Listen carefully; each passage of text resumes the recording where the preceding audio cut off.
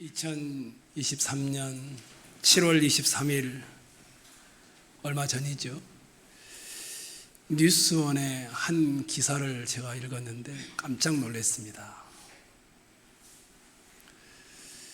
그 타이틀이 1인분도 못하는 형, 가족들 눈물 한 방울 없어, 이런 타이틀이었습니다. 직장의 익명의 커뮤니티에 본인도 가족인데 1인분을 할 때 가족이라는 소제목이 붙어서 올라온 글이었는데 사람들이 많이 들어와서 보다 보니까 이것이 신문의 기사로 난 것입니다. 직장 생활을 하는 A씨가 자기 친형이 2주 전에 극단적인 선택을 했다라는 겁니다. 근데 가족 아무도 슬퍼하지를 않습니다. 눈물을 한 방울 흘린 사람이 없었다고 합니다. 이 A씨에 따르면 형의 장례식 이후에 아버지는 바로 그 다음날 출근을 했고 어머니는 배드민턴을 치러 가고 그랬다고 합니다. 이 A씨는 장례식 중에도 휴가를 내지 않고 그냥 직장 끝나고 와서 잠시 보고 가는 이 정도였다라고 합니다. 그러면서 이분이 우리 가족이 이상한가요? 그건 아니다, 이렇게 하면서 이제 글을 올린 겁니다. 이유는 간단하다. 형이 모질이 병신이기 때문이다, 이렇게 해놨습니다. 형은 39세가 될 때까지 직업을 한 번도 가져본 적이 없으며 휴대전화 요금이나 식비나 월세나 모두 다 A씨가 내줬다라고 합니다. 공무원 시험을 형은 오래 준비를 했고 10년 넘게 실패했다라고 합니다. 그래서 백수로 굳어버린 것이었습니다. 문자 그대로 이분 A씨가 이렇게 말했어요. 1인분을 못하는 새끼, 평생을 기생하던 사람, 내 인생 전부가 그 새끼를 위해 희생했다고 봐도 무방하다. 그러면서 이 A씨는 형의 극단적인 선택을 알았을 때 슬픔이나 충격이 없었다고 합니다. 이 A씨의 머릿속에 제일 먼저 떠오르는 생각은 드디어 자유로워졌구나. 엄마 아빠도 역시 눈물 한 방울 안 흘렸다고 합니다. 무덤덤하게 지나갔다라고 해석을 했습니다. 이 기사 내용이 그렇게 큰 기사거리는 아닌지 모르는데 저에게는 어마어마한 충격으로 다가왔습니다. 이 A씨라는 사람은 사람이 이 땅에 태어나 존재하는 이유는 노동력을 가지고 무언가를 생산해내는 생산성이 있을 때 가치가 있다고 믿는 사람입니다. 결과가 만들어내지는 효과성이 있어야 사람이 사는 목적과 존재의 이유가 있다고 생각하는 분이었습니다. 설사 최대한 양보를 하더라도 자기가 할 수 있는 역할을 감당할 때 진짜 가족이라고 생각하는 분이었습니다. 그런데 문득 생각해 보니까 이 A씨만 그런 게 아닙니다. 우리 모두가 A씨와 비슷한 생각을 가지고 있습니다. 대부분 자본주의 체계를 살아가는 우리는 인간의 가치 이유를 무언가 기여할 수 있고 유익을 서로 줄 수 있을 때에 가치가 있다고 둡니다. 사람이 생산성이 있고 사람이 결과를 만들어내는 효과성이 있고 무언가 가족과 사회에 역할을 담당해 주는 것이 있을 때 가치가 있을까요? 그러면 노인들은 어떻게 합니까? 생산성보다는 비생산성이 앞섭니다. 어린 시절부터 장애를 가지고 태어난 장애우들은 어떻게 합니까? 이들은 사람의 가치가 없는 겁니까? 사는 목적이 필요 없는 겁니까? 다르게 표현을 해보겠습니다. 여러분과 저는 사람이 사는 목적이 어디에 있다라고 생각하십니까? 그 사람이 나이가 들어 생산성이 없으면 사는 목적과 가치가 없을까요? 그 사람이 어떨결에 직장을 잃었으면 그 사람은 더 이상 역할을 할 수 없으니 무가치한 존재일까요?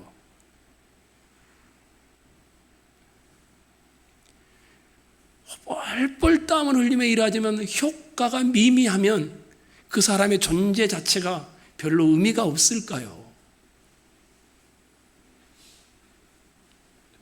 조금 더 평범하게 여러분은 삶의 가치와 살아가는 목적이 무엇일까요? 저는 오늘 요한복음 7장을 통해서 여러분과 함께 이 이야기를 좀 하려고 합니다. 요한복음 7장을 집에 가서 한번 읽어보십시오. 초막절이란 단어가 몇 번이나 나온 줄 아실까요? 요한복음 7장에만 초막절이란 단어가 제가 읽어본 바로는 7번 정도 나옵니다. 초막절이 이해되어야 요한복음 7장이 이해가 된다는 말이겠지요. 초막절이 가까이 왔습니다. 오늘 본문을 요약하는 겁니다. 예수님의 육신의 아우들이 이렇게 말합니다. 형님, 초막절은 형님에게 최고의 기회입니다. 많은 사람이 모이는 예루살렘으로 올라가 형님의 뜻을 펼치십시오. 갈릴리 이 촌 구석에서 하는 것보다 훨씬 더 영향력도 크고 효과적일 것입니다. 설사 유대의 종교 지도자들이 못 살게 굴고 핍박을 해도 그 정도는 극복해야 사람들이 알아주지 않겠습니까? 형님은 충분히 출세할 수 있습니다. 예수님의 육신의 아우들은 오병이의 표적과 그 가르침이 일으킨 파장을 본 것이었습니다. 전국의 여론을 예수님이 주도하고 있는 것처럼 느껴졌고 많은 사람들이 예수님을 주목하여 보고 있는 것 같았습니다. 그래서 형님, 온 이스라엘이 형님을 보고 있습니다.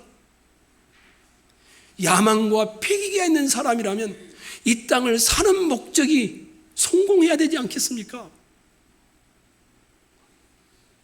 라고 하며 지금이 가장 좋은 기회이니 예루살렘으로 올라가 출세하십시오. 예수님이 대답을 합니다. 내 때는 아직 이르지 못하였단다. 너희는 늘 준비되어 있으니 올라가라. 너희는 명절에 올라가라. 내 때가 아직 차지 않았으니 나는 가지 않겠다. 그런데 가지 않겠다라고 했는데 10절을 보면 이 예수님이 올라갑니다. 10절 눈으로 봐보십시오.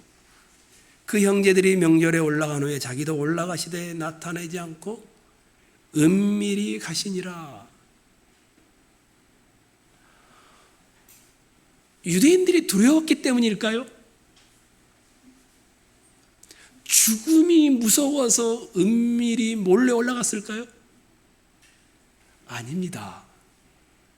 왜냐하면 14절 이하를 보면 예수님이 공공장소에 가장 사람이 많이 모이는 성전에서 초막절의 의미를 가르치기 시작합니다. 두려움 때문에 죽음이 두려워서 유대인들이 무서워서 은밀하게 올라간 것이 아니라 분명한 메시지와 사인이 있는 것이었습니다. 예수의 아우들이 같이 올라가자고 할 때는 올라가지 않겠다고 합니다. 자기의 이름을 내고 출세하고 성공하기 위해서는 올라가지 않겠다라는 의도를 명확히 하신 겁니다. 이스라엘 각처에서 많은 유대인들이, 심지어 저 이방 나라에 있는 유대인들이 모여드는 어마어마한 시기였습니다. 그런데 초막절의 원래의 분위기와는 이번 초막절은 사뭇 다릅니다. 예수님이 은밀하게 올라오신 탓에 사람들이, 특별히 유대의 종교 지도자들이 예수를 수소문하여 찾기 시작합니다. 아마도 죽이기 위해서였겠죠. 여론을 장악하고 있으니 지금 제거하지 않으면 안 되겠다 싶었겠죠. 오병이의 표적과 이에 대한 가르침이 준 충격이 어마어마했던 것이 분명합니다. 무리들 중에서 이런 이야기를 합니다. 야, 그분은 진짜 좋은 사람이야. 선지자 중에 선지자란 말입니다. 아니야, 무리를 미혹하는 사람이야. 거짓 선지자라는 말이었습니다. 사람들의 이런 반응은, 그렇지만 누구 하나 드러내놓고 말을 못합니다. 당국자들이 죽이려고 벼르고 있었기 때문에 그렇습니다. 이게 오늘 전체의 분위기, 본문의 내용입니다. 여러분에게 이 본문을 설명해서 질문을 드려보겠습니다. 예수님께서는 너희는 명절에 올라가라. 내 때가 차지 않았으니 나는 올라가지 않겠다. 그런데 10절에 아무도 모르게 은밀하게 올라가십니다. 요한복음 7장에서 예수님께서는 왜 늦게라도 유대 예루살렘으로 가실 것을 못 가신다고 하셨을까요? 은밀하게 올라가셨잖아요. 그런데 못 간다라고 했습니다. 그것은 분명합니다. 이미 말씀을 드렸습니다. 예수님은 이 땅을 사는 목적이 자기 능력을 증명하기 위해서 사는 존재가 아니라는 것을 명확하게 못을 박는 것이었습니다. 그러면 왜 나중에 올라가셨을까요? 자기 능력을 증명하기 위해서가 아니라 하나님의 뜻을 이루기 위해서 올라가십니다. 우리 마태복음 4장에 가면 예수님이 광야에서 3번 시험 받는 것이 나오죠. 첫 번째 돌로 뭘 만들라고 하죠? 떡을 만들라는 시험. 두 번째는 성전 꼭대기에서 뛰어내리라고 하죠. 세 번째는 뭐죠? 야, 고생할 필요 없어. 사단에게 절을 한 번만 하면 다 주겠다고 하죠. 세상 천하를. 근데 예수님이 거절합니다. 사단이 지금 예수님의 능력을 시험하는 것이 아닙니다. 하나님의 뜻을 이루지 못하도록 하나님과의 관계를 깨트리고 있는 겁니다. 내 스스로 능력을 증명해봐. 내가 그렇게 오래 살아왔으면, 내가 하늘로부터 내려왔으면 능력을 증명하면 믿을 거 아니야? 이것에 대한 거절인 겁니다. 예수님께서 지금 예루살렘에 올라가시는 것은 무엇 때문일까요? 크게는 하나님의 뜻을 이루기 위해서고, 오늘 본문에는 초막절을 지키기 위해서입니다. 유대 달력으로 7월 10일입니다. 이때가 속죄일이라고 합니다. 1년에 딱 한 번 있는 대속죄일입니다. 그리고 5일이 지나면 초막절이 7일 동안 있습니다. 성회로 시작해서 성회로 마칩니다. 그럼 7월 22일이 됩니다. 우리식으로 하면 추석 후나 추수감사절 전후입니다. 초막절의 완성자이며 성취자이신 예수님께서 초막절을 지키기 위해서는 올라가십니다. 세상에 내가 출세할 수 있다는 걸 보여주기 위해서는 나는 살지 않는다는 것을 명확히 못 받고 은밀히 올라가심으로 초막절을 지키고 있습니다. 예수님은 자기를 증명하기 위해서는 사단의 시험도 세상을 준다고 해도 거절하지만 아버지의 뜻을 이루기 위해서는 목숨을 아까워하지 않습니다. 요한복음 6장 38절 39절 한번 찾아보실래요?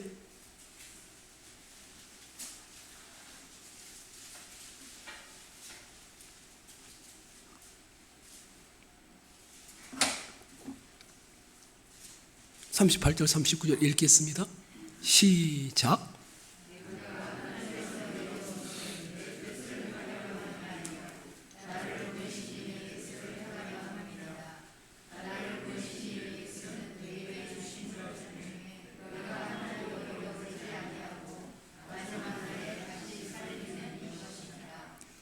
예수님이 이 땅에 와 사는 목적은 하나님이신 분이 뭐라고 하냐면 내 뜻을 이루고 성취하기 위해서가 아니라 나를 보내신 이의 뜻을 행하려 왔다.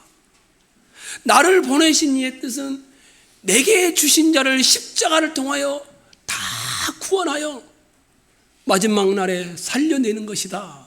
이렇게 말씀합니다.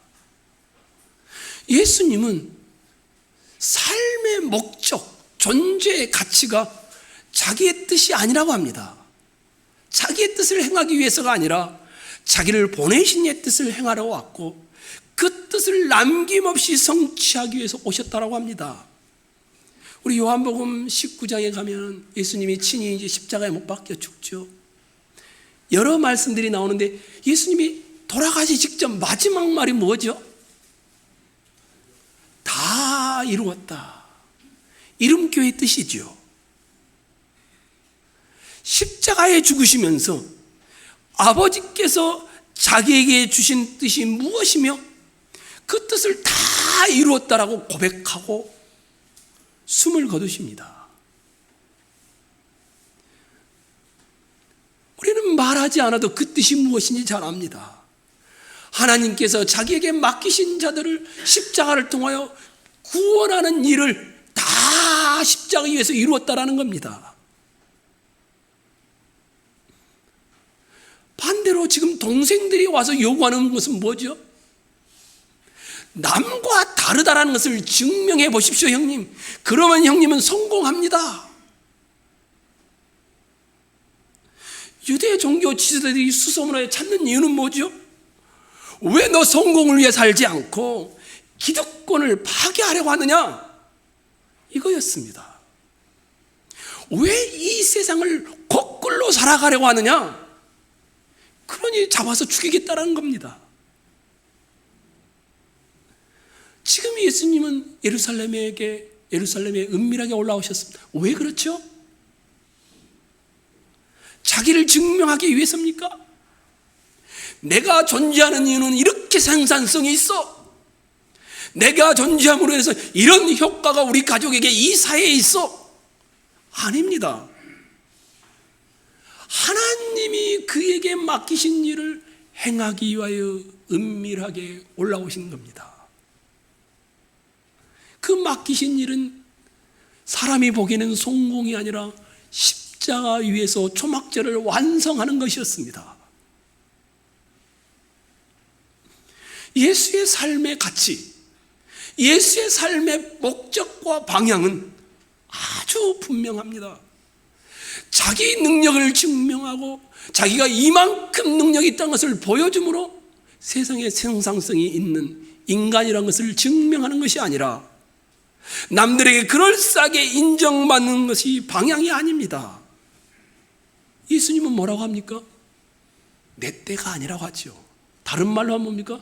나는 나의 때를 기억하고 기다리며 산다라는 겁니다. 그 때는 뭡니까? 사람들이 보기에는 죽는 겁니다. 마치 나는 죽기 위해 살고 있다 이렇게 말합니다. 예수는 늘 때를 의식하고 있습니다. 이 초막절은 예수님이 말씀한 죽을 때가 아니었기에 은밀하게 올라가신 것이었습니다. 세상이 말하는 방식으로 나타나지 않겠다라는 것입니다. 나는 죽기 위해, 그리하여 세상의 죄로 고통당하는 자를 구원하기 위해 왔기 때문이라는 겁니다. 주님이 보여준 인간의 가치, 삶의 목적은 자기 성공이 아니었습니다. 내가 그렇게 땀 흘려 증명함으로 나 이런 존재야, 이것을 위해 사는 것이 아니었습니다. 자기 증명의 자리도 아닙니다. 십자가는 실패의 자리입니다. 아우들이 바라고 있는 명예의 전당도 아닙니다. 떠들썩하게 동행하는 사람들이 이끌고 가서 새를 형성하는 그것이 없습니다. 홀로 은밀하게 올라가고 있습니다. 이 본문은 우리에게 질문을 던집니다. 당신은 인간의 가치를 어디에 두고 있는가? 하나님의 뜻이 이루어지는 것이 우리의 삶의 가치 아니겠습니까? 여러분에게 묻는 겁니다. 나는 사는 목적이 무엇인가? 출세하려고 우리는 예수 믿는 게 아니잖아요. 조금 더 소소한 행복을 누리려고 예수 믿는 것도 아니잖아요. 예수님이 이렇게 말했습니다. 아무든지 나를 따라오려거든 자기를 부인하고 날마다 제 십자가를 지고 나를 따를 것이니라. 십자가가 그리스도인의 삶이라고 말합니다. 그리고 가치라고 말합니다. 예수님만 그런 게 아닙니다. 바울 사도는 빌립보서 3장에서 이렇게 고백합니다. 내가 그리스도와 그 부활의 권능과 그 고난에 참여함을 알고자 하여 예수의 죽으심을 본받아 어떻게 해서든지 죽은 자 가운데서 부활에 나도 참여하려 하노라. 부활이 있기에 오늘 십자가를 향한 죽음을 본받아 살아가겠다라는 겁니다. 이게 그리스도인의 가치이고 방향이고 사는 목적입니다. 내가 인생을 사는 목적은 뭘까? 목표는 어디인가? 집 한 채 더 사는 겁니까? 명예의 전당에 내 이름이 올라가는 겁니까? 부귀 영화를 누리는 것일까요? 권력과 명성의 자리에 앉는 것일까요? 최소한 내 직장과 내 가정과 내 사업터에서 인정받는 것일까요? 아닙니다. 그리스도의 십자가가 재현되도록 하는 겁니다. 왜요? 부활이 있기 때문에 우리에게는. 우리는 이 삶의 가치를 잃어버렸습니다. 아둥바둥합니다. 혹시 굶을까봐,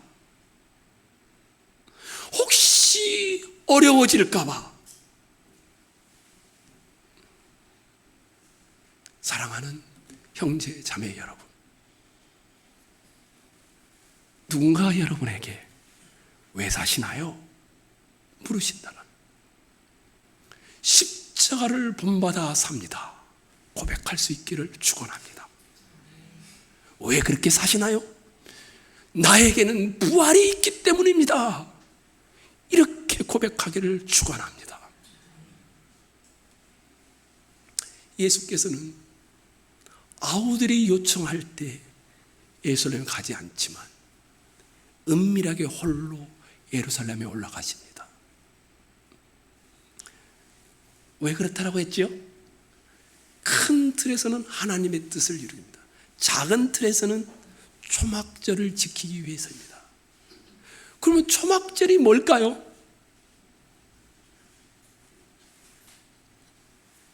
레위기 23장에 또 신명기에 다 나와 있습니다. 아마 여러분 제가 이렇게 말해도 찾아보지 않으니까 제가 여러분에게 잠시 어려운 것이지만 설명을 해보겠습니다. 먼저 6월절은 뭡니까? 날짜로 따지면 유대 달력의 정월 14일 오후 해가 질 무렵부터 15일까지가 6월절입니다. 딱 하루입니다. 그리고 바로 이어지는 것이 무교절입니다. 일주일 동안이죠. 6월절과 무교절은 묶여 있습니다. 유월절은 어린 양을 잡아서 애굽에서 건져내어서 하나님께 구원을 감사하는 절기로 우리는 알고 있지요. 근데 그 정도가 아닙니다. 이 유월절은 이렇게 되어 있습니다. 즉 가나안 땅에 들어갈 것을 목적으로 하여 꺼낸 것을 기념하는 절기입니다. 그래서 유월절 바로 다음에 어린 양과 뭐가 있어야만 절기를 지킬 수 있냐면 곡식이 있어야 절기를 지킬 수 있습니다. 무교절은 곡식이 없으면 지킬 수가 없습니다. 근데 광야 생활하는데 곡식이 어디 있어요? 어린 양은 있을 수 있지만 메추라기와 만나기는 있었지만 곡식은 없었습니다. 그래서 이들은 광야 생활하는 동안은 유월절을 지키지 못합니다. 출애굽 와서 딱 한 번 지키고 40년이 지난 다음에 가나안 땅에 들어가서 첫 소산물을 먹은 다음에 만나와 메추라기가 끊겨지고 그때 유월절을 다시 지키기 시작합니다. 제가 하고 싶은 말은 이겁니다. 유월절은 우리를 꺼낸 것만을 말하는 것이 아니라 유월절은 가나안 땅까지 이미 계산해 두고 곡식을 가지고 지키게 하는 것이 하나님의 계산이었습니다. 하나님이 우리를 꺼내셨다면 하나님이 우리를 목적지까지 가나안까지 데리고 가신다라는 겁니다. 하나님이 우리를 구원하셨다면 이 광야의 여정을 하나님이 우리 손을 잡고 가나안 땅에 들어갈 때까지 인도하신다라는 겁니다.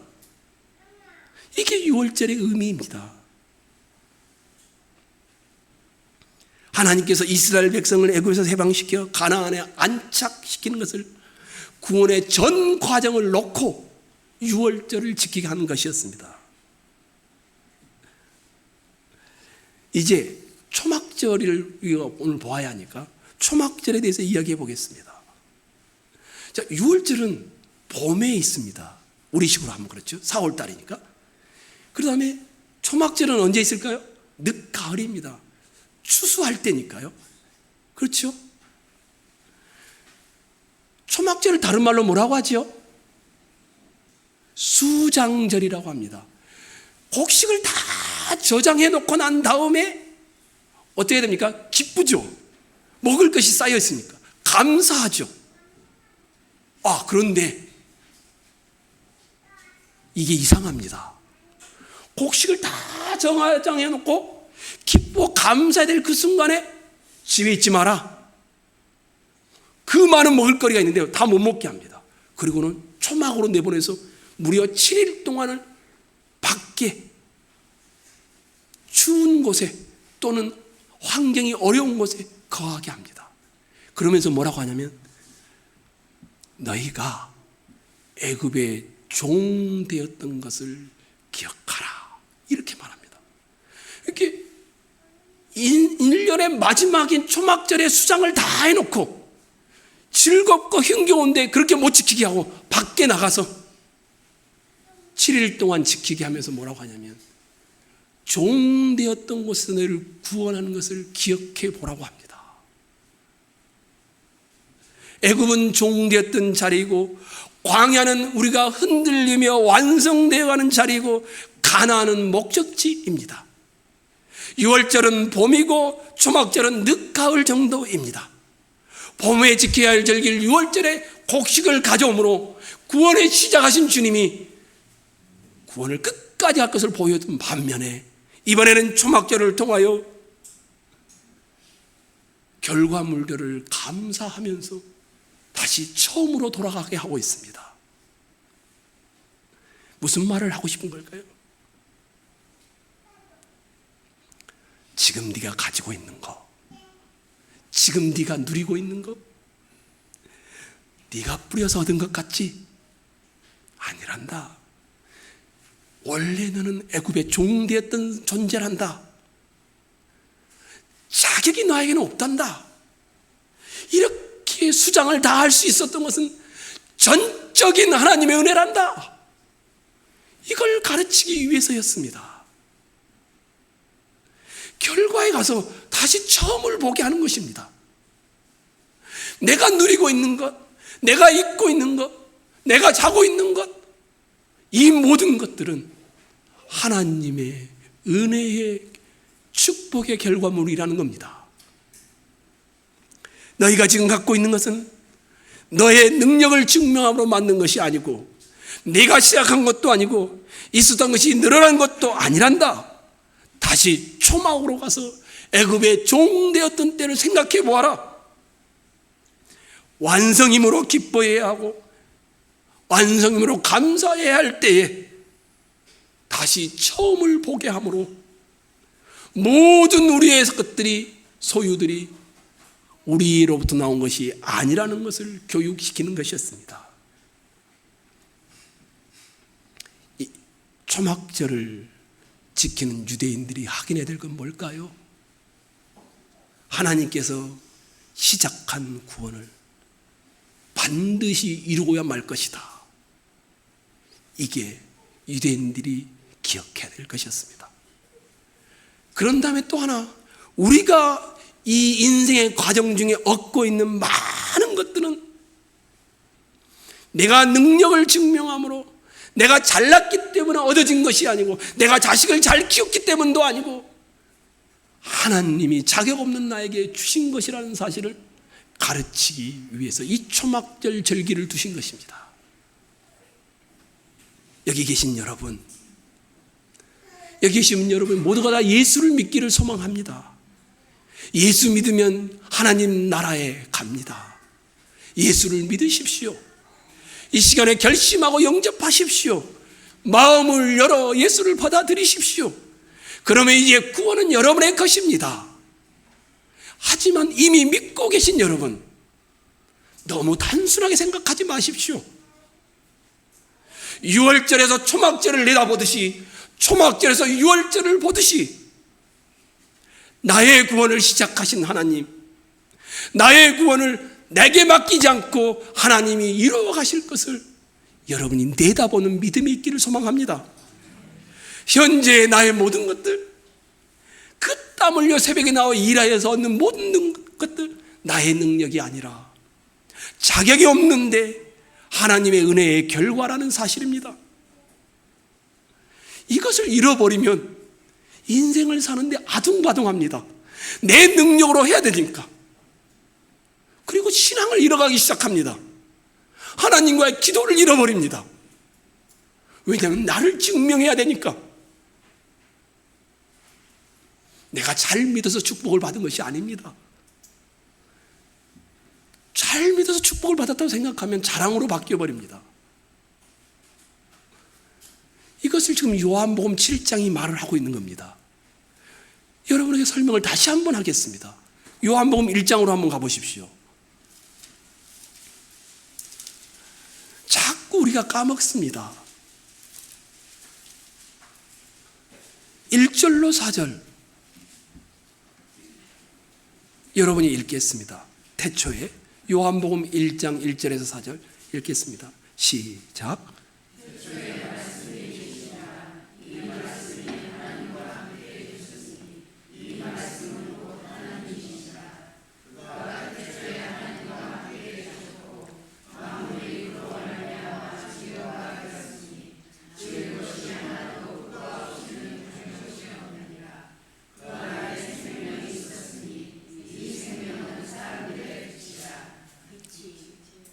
거기까지입니다.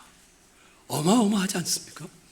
어떤 곳에도 예수 그리스도를 이렇게 높이는 성경 구절은 없습니다. 그런데 예수 그리스도를 높이기 위해서 있는 성경 구절이 아닙니다. 이렇게 어마어마하신 분이 5절 봐보십시오. 빛이 어둠에 비치되 어둠이 깨닫지 못하더라. 처음 4절과 이 5절은 너무나 다릅니다. 이렇게 어마어마한 창조주이시고 만물을 지시고 주관하신 분이 예수 그리스도인데, 이 빛이 세상에 어둠에 비쳤는데 아무도 알아보지를 못하는 겁니다. 6절로 봐보십시오. 하나님께서 그래서 방법을 내십니다. 하나님께로서 보내심을 받은 사람이 났으니 이름은 요한이라. 예수 그리스도의 존귀함을 그렇게 높여놓고 그 다음에 세례 요한이 왜 나옵니까? 인간이 그렇게 높으신 주님을 알아볼 길이 없다라는 겁니다. 그래서 세례 요한은 사람을 보내서 선포하고 있는 겁니다. 설득하는 게 아닙니다. 인간은 비참합니다. 빛이 비추어도 빛을 모릅니다. 인간은 무능합니다. 볼 수 없는 것은 보고 봐야 되는 것은 못 봅니다. 듣지 말아도 되는 것은 듣고 진작 들어야 될 것은 안 듣습니다.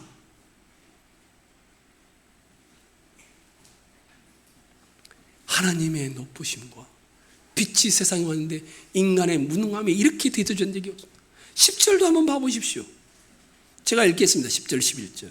그가 세상에 계셨으며 세상은 그로 말미암아 지은 바 되었으되 세상이 그를 알지 못하였고 자기 땅에 오매 자기 백성이 영접지 아니하였으나. 세상을 지으신 분이고 자기를 알아볼 줄 아는데 심지어 자기 백성도 못 알아보더라는 겁니다. 그래서 12절이 나오지요. 읽어보겠습니다. 12절.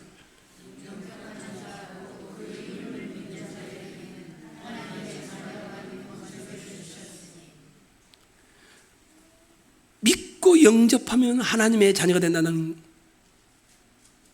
이 결론, 이게 아닙니다.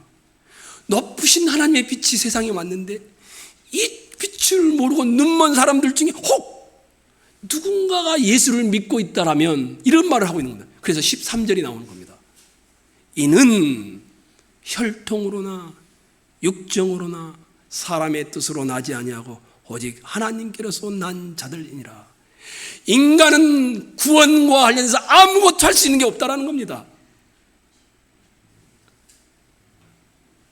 여러분이 지금 이 자리에 앉아서 말씀을 듣는 것은 혈통으로나 육정으로나 사람의 뜻으로 이 자리에 앉아 있는 것이 아니라는 겁니다.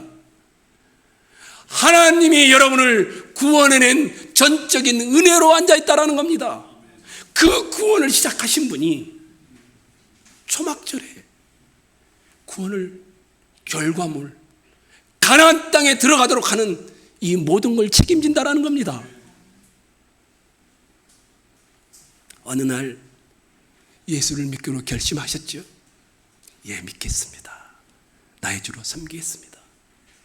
그런데 어떻게 그런 고백이 가능했는지 잘 모릅니다. 주일학교 때 교회를 다니셨죠? 기도를 하면서 여러 번 응답을 받으신 분도 계시죠? 여러분이 다른 사람과 달라서, 내가 더 능력이 많아서, 내가 더 잘 믿어서? 아니지요. 우리가 다른 사람과 달라서 수장절을 지키고 초막절을 지키고 유월절을 지킬 수 있는 것이 아닙니다. 초막절을 지키라, 기억하라 하면서 하는 말이 너희가 애굽의 종되었던, 우리는 자격이 없는데 하나님이 하신다라는 것을 보라는 것이었습니다. 하나님께서 예수 그리스도를 왜 보내셨을까요? 초막절을 완성하러 보내신 것입니다. 예수님이 초막절에 올라가신 이유가 거기에 있습니다. 성공하기 위해서 올라가시지 않습니다. 인간의 비참함을 우리에게 맡기지 않으시고 직접 완성하고 이루기 위해서 은밀하게 홀로 올라가신 것이었습니다. 자랑하기 위해서가 아닙니다. 많은 사람들이 사람과 어울려서 올라가면서 그럴싸한 모습으로 올라가지 않습니다. 예수님은 숨기며 올라가고 있습니다. 주 너의 하나님을 사랑하라. 우리 아멘 하잖아요. 마음을 다하고 뜻을 다하고 힘을 다하여 주 너의 하나님을 사랑하라. 우리 아멘 하잖아요. 근데 지킬 수 있나요? 그렇게 할 수 있나요? 우리는 사랑하지 못합니다. 우리 자신을 보면 한없이 부족한 자기 자신을 확인하는 겁니다. 절망감을 느끼지 않는 신자는 신자가 아닙니다. 그 절망감을 바로 늘 자기 자신을 기준으로 바라보니까 무능한 겁니다. 비참한 겁니다. 그러나 내 자격으로가 아니라, 내가 가진 것으로가 아니라 아버지께서 나를 향하여 가지시는 그의 은혜와 긍휼과 그의 영원하신 사랑이 이제 예수 그리스도를 통하여 그분이 나에게 이미 시작하셨고 지금도 하고 계시고 앞으로도 할 것이 무엇인가를 제대로 인식할 때 우리는 다시 일어서게 되는 것입니다. 힘들었던 삶의 자리, 방황했던 삶의 자리, 자신을 보며 자책했던 그 삶의 자리에서 자기는 너무 연약한데 하나님이 나를 붙들고 시작하셨고 하나님이 나를 완성시켜 가실 것이고 하나님이 나를 가나안 땅까지 인도하실 것을 우리는 믿기에 굽혔던 무릎을 다시 펴는 겁니다. 그래서 이 시간 예배 드릴 때 두 가지를 하셔야 됩니다. 내가 얼마나 비참한가. 그렇게 기도해도 그렇게 다짐을 해도 나는 하나님의 뜻을 지키며 살 수 없는 존재라는 사실을 고백하셔야 합니다. 동시에 아버지께서 바로 그 시점에서 우리를 통하여 이루고자 하는 일을 지금 이루어가고 있다는 이 은혜의 믿음을, 복음을 여러분이 붙드셔야 합니다. 그래서 우리는 울다가 웃을 수 있는 존재입니다. 자기의 비참한 편에 절망하다가 하나님의 은혜 때문에 희망할 수 있는 존재인 것입니다.